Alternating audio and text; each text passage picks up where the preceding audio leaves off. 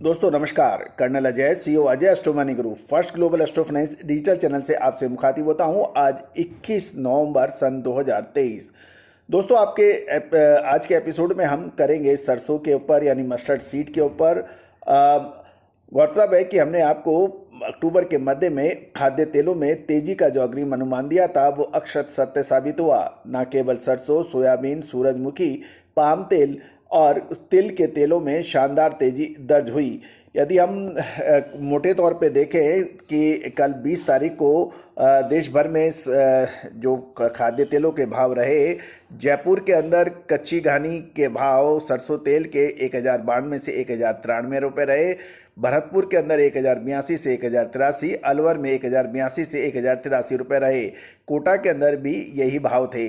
Mustard oil expeller के भाव जो जयपुर के अंदर 1082 से 1083 रुपये रहे, दिल्ली में 1050 रहे, चरखी दादरी के अंदर 1030 रहे, अलवर 1076 से 1077 रहे, भरतपुर में भी यही भाव थे। जहाँ तक सोया तेल का भाव है, दुलिया के अंदर 975, लातूर 955, अकोला 960, सोलापुर 955 के भाव रहे।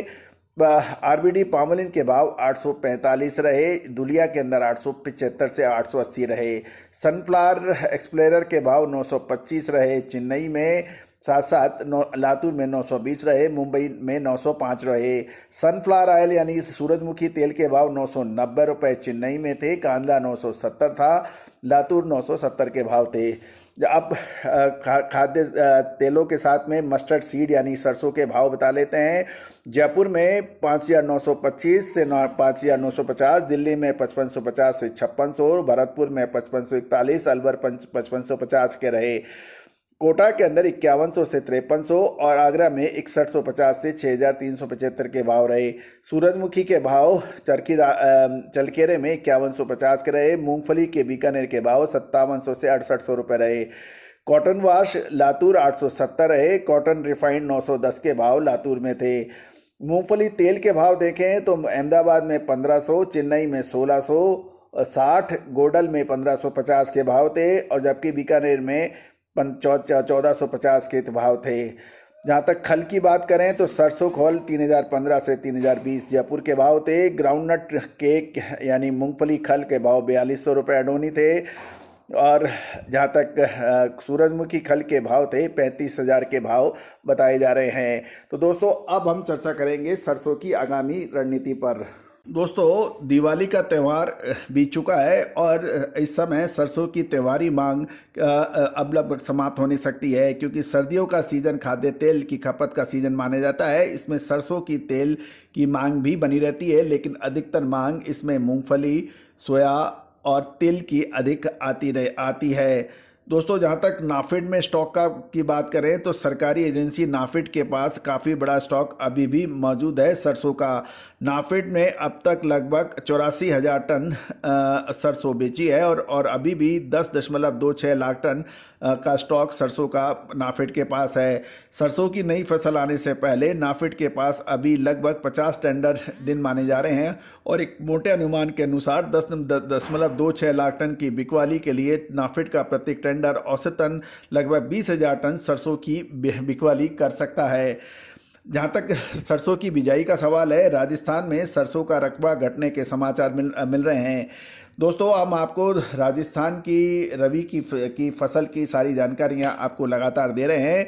इस साल राजस्थान में सरसों की बुआई घटी है और पिछले साल 69.31 यानी 69.31 लाख हेक्टेयर की तुलना में इस साल सरसों की बुआई 68.55 लाख हेक्टेयर में हो पाई है।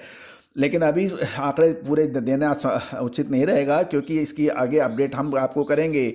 यदि सरसों की अवेलेबिलिटी को देखें तो नाफेड के स्टॉकिस्ट किसानों को मिलाकर सरसों का कुल स्टॉक नई फसल आने तक पर्याप्त दिखाई दे रहा है। इसलिए डिमांड और सप्लाई को देखते हुए सरसों के ऊपर बिकवाली करनी उचित रहेगी।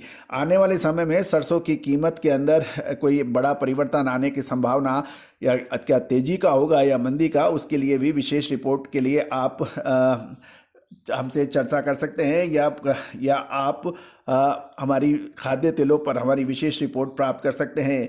जहां तक विदेशी बाजारों की बात करें तो पिछले सप्ताह सीबॉट में चीन और डलियन बाजार में सोया तेल को मजबूती देखते हुए मलेशिया में केएलसी बाजार का पाम तेल बढ़त के साथ बंद हुआ है। दोस्तों, खाद्य तेलों में अक्टूबर के मध्य से लगातार तेजी दर्ज हो रही है और लगातार 3 सप्ताह सोयाबीन और दूसरे खाद्य तेलों में शानदार तेजी दर्ज हुई है।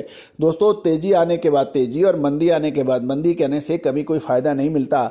आप हमारे अपडेट देखिए, हमने आपको लगभग खाद्य तेलों में हर तेजी आने से पहले तेजी के संकेत दिए हैं और जिन्होंने हमारी विशेष रिपोर्ट ली है उनमें उनको हमने बिल्कुल क्लियर यही बताया था कि अक्टूबर के मध्य से खाद्य तेलों में तेजी की संभावना बन सकती है। गौरतलब है, यदि आप सितंबर मंथ में देखें तो लगभग सभी खाद्य तेलों में जबरदस्त भीषण मंदी थी और अक्टूबर के प्रथम सप्ताह तक खाद्य तेलों में इतनी जबरदस्त पिटाई हो रही थी कि जिससे किसान हो या फिर व्यापारी सभी परेशान थे। लेकिन खाद्य तेलों में अक्टूबर के द्वितीय सप्ताह के आसपास से जो तेजी चालू हुई और लगातार 3 सप्ताह में सबके जो पूर्व अनुमान थे वो गलत साबित हुए और हमारा जो अग्रिम अनुमान एक बार पुनः सही साबित हुआ। दोस्तों, आगे भविष्य में क्या होने की संभावना है उसके लिए विशेष रूप के लिए आप हमसे संपर्क कर सकते हैं। विशेष रिपोर्ट के लिए नंबर स्क्रीन पे दिए हुए हैं। All the very best, good luck, happy trading.